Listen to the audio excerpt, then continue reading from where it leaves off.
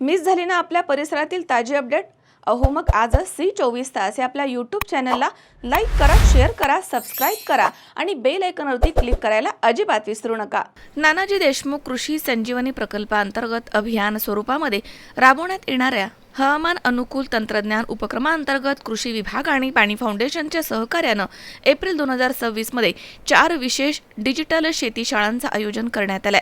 प्रत्येक गावामधील किमान 30 ते 40 शेतकऱ्यांनी यामध्ये ऑनलाईन सहभागी व्हावं असं आवाहन तालुका कृषी अधिकारी चंद्रकांत निमोड यांनी केलंय.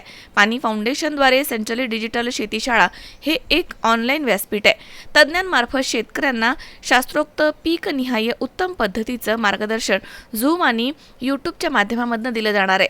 या शेती शाळांमध्ये कृषी विभागाअंतर्गत सहाय्यक कृषी अधिकारी, उपकृषी अधिकारी, मंडळ कृषी अधिकारी, समूह सहाय्यक कृषीताई आणि कृषी सखी सहभागी होणार आहे. प्रत्येक गावात एका मध्यवर्ती ठिकाणी 40 ते 50 शेतकरी एकत्रित उपस्थित राहतील असं नियोजन करण्यात आलंय.